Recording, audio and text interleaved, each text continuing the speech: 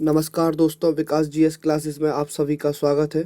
जैसा कि दोस्तों लेबर इंस्पेक्टर या ग्रुप 2 सब ग्रुप 4 पर हम प्रीवियस वीडियो भी बना चुके हैं। इसकी एग्ज़ाम डेट भी आप सभी के समक्ष आ चुकी है 29 जनवरी 2021। तो दोस्तों हमने डिस्कस किया था, इसमें लगभग 8 सब्जेक्ट होते हैं और 8 सब्जेक्ट में सबसे टफ सब्जेक्ट पड़ता है हमारा जनरल मैनेजमेंट, सामान्य प्रबंधन। लगभग इस पर 25 प्रश्न आते हैं। समथिंग समथिंग लोग 10 से 12 प्रश्न ही सही से कर पाते हैं और इसमें मिनिमम आपको 18 से 19 क्वेश्चन सही करना होंगे, तभी आप अच्छे अंक अर्जित कर सकते हैं।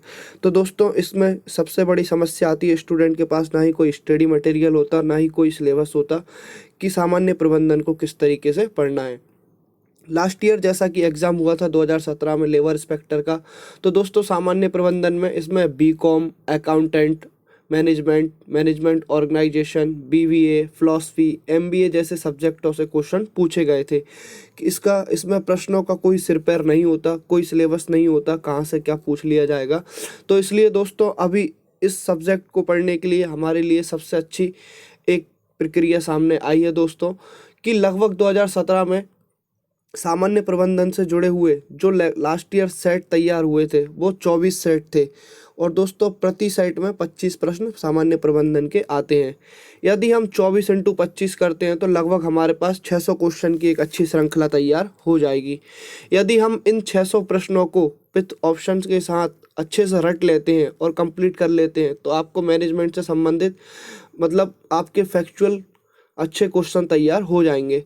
तो चलिए हम देखते हैं प्रीवियस ईयर के कुछ प्रश्नों को और चर्चा करते हैं कि किस तरीके से प्रश्न एग्जाम में आते हैं।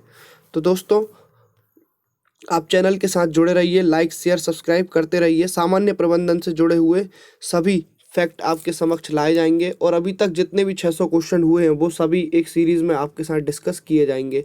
मैं स्वयं मैनेजमेंट का छात्र हूं तो आपको कोशिश करूंगा जितने ज़्यादा क्वेश्चन समझा पाऊँ, डिस्कस कर पाएँ, वो अच्छा होगा। देखते हैं।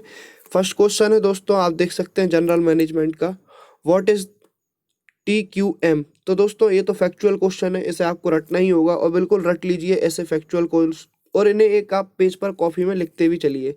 TQM, हम डायरेक्ट आंसर पर बात करते हैं। करेक्ट आंसर इसमें नीचे दिया हुआ है, टोटल क्वालिटी मैनेजमेंट। तो दोस्तों TQM का फुल फॉर्म क्या है? Total quality management.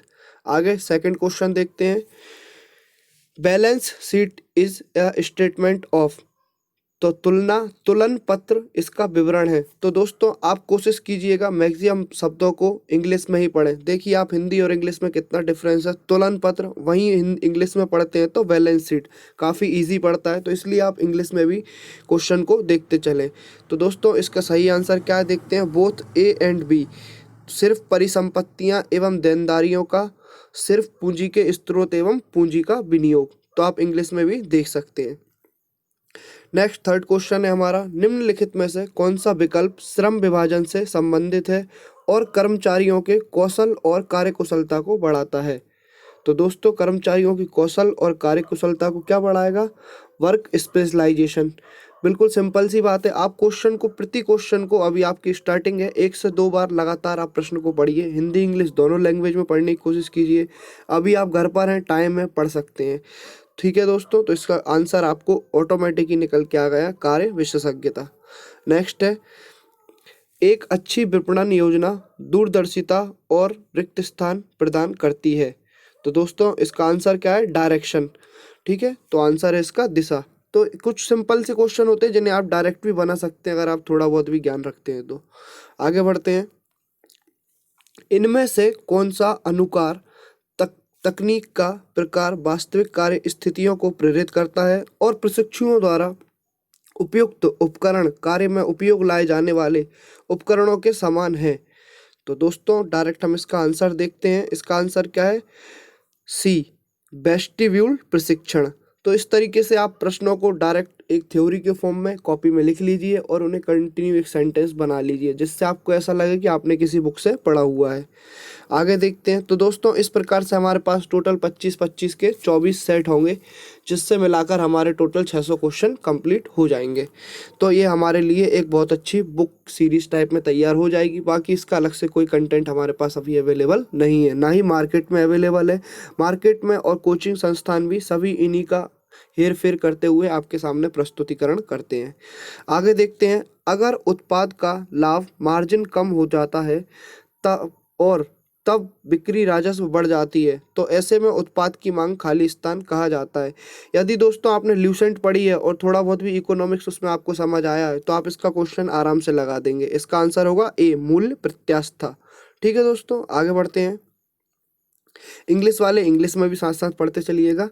किसी भी संगठन में जिम्मेदारियों का एक आदर्श स्तर माना जाता है जो प्रबंधन के सर्वोच्च स्तर से फैलते हुए सबसे निचले स्तर पर विस्तृत होता है। इसे क्या कहते हैं? तो दोस्तों इसे कहते हैं चेन ऑफ कमांड। क्या कहते हैं? Chain of command. हिंदी में क्या है दोस्तों? समादेश श्रृंखला। ठीक है, तो कुछ वर्ड आपको इंग्लिश में अच्छे से याद हो जाएंगे तो आप इंग्लिश में देखते रहिए। नेक्स्ट है हमारा 8वां प्रश्न। इनमें से क्या लोगों की सामाजिक व्यवस्था के रूप में परिभाषित है जो लक्ष्यों को प्राप्त करने में संरचित और सफल हुए हैं? तो क्या है दोस्तों? संगठन। सिंपल सी चीज़ है, एक ऑर्गेनाइजेशन ही व्यवस्थाओं को सुचारू रूप से संचालित कर सकता है, तो इसका आंसर क्या होगा? ऑर्गेनाइजेशन, संगठन। कोई भी कार्य करने के लिए हमें सबसे पहले संगठन की ही आवश्यकता होती है। रिक्त स्थान पूंजी के विभिन्न स्रोतों का संयोजन है, तो दोस्तों इसका आंसर होगा पूंजी संरचना, कैपिटल स्ट्रक्चर। कैपिटल स्ट्रक्चर होना इंपॉर्टेंट है। आगे बढ़ते हैं। कुछ तो बिल्कुल बेसिक से क्वेश्चन है, अगर आप थोड़ी बहुत भी सब्जेक्ट की समझ रखते हैं तो आप बिल्कुल आराम से क्लिक कर पाएंगे। 10वां प्रश्न है। डाटा का एक संग्रह जिसे अलग अलग लोगों द्वारा इस्तेमाल किए जाने के लिए डिजाइन किया जाता है, तो दोस्तों इसे क्या कहते हैं? Data base. आगे बढ़ते हैं। 11वां प्रश्न है हमारा। SWOT अप्रोच एक संगठन के रिक्त स्थान का आकलन करता है, तो दोस्तों इसका आंसर क्या है? स्ट्रेंथ, वीकनेस, अपॉर्चुनिटीज, मतलब ताकत, कमजोरी, अवसर और खतरे। तो इस तरीके से आप देख सकते हैं, बेसिक सी जानकारी है। प्रश्न को 2 से 3 बार पढ़ेंगे तो ऑटोमेटिक समझ आ जाएगी। आगे बढ़ते हैं। एक सीमित समूह आमतौर पर एक छोटा सा बाजार होता है जो अच्छी तरह से सेवारत नहीं है, तो दोस्तों इसका आंसर क्या है? आला बाजार। आगे बढ़ते हैं। उपभोक्ताओं के लिए निर्माता से एक उत्पाद लाने में शामिल विपणन संगठनों के क्रम को इस रूप में निर्दिष्ट किया जाता है। वितरण सारणी। किस रूप में? Channel of distribution. ठीक है दोस्तों, आगे बढ़ते हैं। सिंपल से क्वेश्चन है, कुछ प्रश्न आपको बिल्कुल आसानी से बन जाएंगे। निम्न में से कौन सा कथन सत्य नहीं है? तो आप देख सकते हैं सही आंसर नीचे। आप सभी ऑप्शंस को मत पढ़िए, ज़्यादा हो सके तो क्वेश्चन पढ़िए और डायरेक्ट आंसर को कॉपी में नोट करते चलिए सेंटेंस बनाकर। ये भी आप देख सकते हैं क्षमता मानक है। क्षमता मानक क्या है? किस प्रकार लक्ष्य को प्राप्त करने के लिए उत्पादक संसाधनों का इस्तेमाल कर रहे हैं। आगे बढ़ते हैं। मेरा स्वास्थ्य ठीक नहीं है, फिर भी थोड़ा ये वीडियो चल रही है, आप PDF डाउनलोड कर लीजिएगा, नीचे लिंक मिल जाएगी आपको, फिर आप 2 से 3 बार आराम से पढ़ लीजिएगा। नेक्स्ट वीडियो मैं तभी डालूंगा जब स्वास्थ्य ठीक रहेगा। आपकी संपूर्ण सीरीज तैयार है, बस धीरे धीरे करके डाल दी जाएंगी। निम्न में से किसमें कहा गया है कि व्यक्तिगत और संगठनात्मक आवश्यकताओं के संतुलन के लक्ष्यों के साथ मानव संसाधन की नीतियां और कार्यप्रणाली एक संरेखण में होनी चाहिए? तो दोस्तों इसका आंसर क्या होगा? मानव संसाधन दृष्टिकोण, मतलब ह्यूमन रिसोर्स अप्रोच। बिल्कुल आप इस टर्मिनोलॉजी को कहीं ना कहीं पहले क्लिक कर चुके होंगे। आगे बढ़ते हैं। एक प्रबंधक के प्रमुख कार्यों में से एक स्पष्ट दूरदर्शिता को अभिव्यक्त करना और संगठन के सदस्यों को सक्षम और ऊर्जामयी बनाना ताकि लक्ष्यों को प्राप्त करने में वे अपनी भूमिका समझ पाएं। यह रिक्त स्थान है नेतृत्व। ठीक है दोस्तों, क्या है? नेतृत्व, लीडिंग। आगे बढ़ते हैं। एक व्यापार के लिए निधि इसके माध्यम से बढ़ाया जा सकता है, तो दोस्तों इसका आंसर क्या होगा? बोथ, डेबिट एंड इक्विटी, ऋण एवं इक्विटी दोनों से। हमारा 10वां प्रश्न है, आप इस तरीके से देख सकते हैं। एक तरफ आपको तालिका में दिया हुआ है व्यावसायिक प्रारूप विज्ञान और दूसरी तरफ दिया हुआ है व्यक्तित्व, तो इन्हें आपको मैच करना है। आगे बढ़ते हैं। एक व्यापार के संचालन की लाभप्रदता के लिए माप में से एक है, तो किसी भी माप में क्या होगा दोस्तों? आंतरिक प्रतिफल दर, the internal rate of return. बिल्कुल रिटर्न जरूरी है। आगे बढ़ते हैं।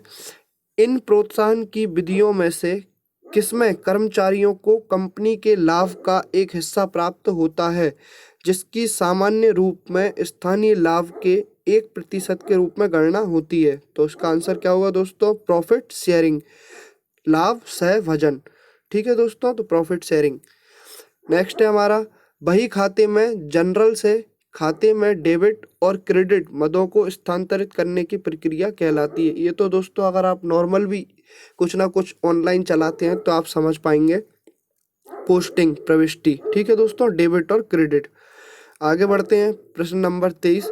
डेबिट जो कि आता है एवं क्रेडिट जो चला जाता है, ये रिक्त स्थान का नियम है। तो संपत्ति लेखा, रियल अकाउंट।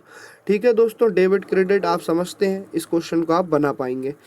आगे देखते हैं, व्यय प्रबंधन कार्य क्या है जो प्राप्त किए जाने वाले लक्ष्यों को निर्धारित करता है और उन लक्ष्यों को प्राप्त करने के लिए आवश्यक कार्यवाही को पहले से ही सुनिश्चित कर लेता है। तो पहले से ही कोई चीज़ सुनिश्चित होती है तो दोस्तों कहीं ना कहीं हमने ये ल्यूसेंट में भी पढ़ा है, इसे कहते हैं हम प्लानिंग या नियोजन। ठीक है दोस्तों, तो ये है नियोजन। लास्ट प्रश्न है आपका, वह धनराशि जो लाभ से नियमित रूप से कंपनी के शेयर धारकों को नगद या शेयर के रूप में भुगतान की जाती है, तो इसे क्या कहते हैं दोस्तों? डिविडेंड, लाभांश। ये भी ल्यूसेंट से डायरेक्ट प्रश्न है। तो कहीं ना कहीं आप भी दोस्तों अगर ऐसे ही तैयारी करते हैं तो अच्छे से 17-18 प्रश्न आप भी सामान्य प्रबंधन के बना सकते हैं। मुझे नहीं लगता इसमें से कि आपसे किसी से इस तरीके से प्रश्न नहीं बन रहे होंगे। मिनिमम 15 क्वेश्चन तक तो आप भी आसानी से पहुंच सकते हैं। तो दोस्तों आगे भी इसी तरह की आपको सीरीज मिलती रहेगी और आपके पास एकमात्र यही उपाय है कि आप इन्हीं प्रश्नों को तैयार अच्छे से करिए, कंठस्थ कर लीजिए, रट लीजिए। बाकी कोई भी बुक नहीं है, कोई भी कोचिंग संस्थान अलग से आपको मटेरियल प्रोवाइड नहीं करा सकती, क्योंकि दोस्तों इसमें BCom, BSc, MBA, philosophy, BBA कहीं से भी उठा के मैनेजमेंट, ऑर्गेनाइजेशन, अकाउंटेंट पूछ लिया जाता है। तो आप इन क्वेश्चंस को अच्छे से रट लीजिए। 600 प्रश्न बहुत होते हैं, संपूर्ण सीरीज आपको लाइन से मिल जाएगी। ठीक है दोस्तों, तब तक के लिए आप चैनल को शेयर, लाइक करते रहिए, सब्सक्राइब करिए, शेयर करिए। मिलते हैं नेक्स्ट वीडियो में, तब तक के लिए जय हिंद, जय भारत, जय मध्य प्रदेश।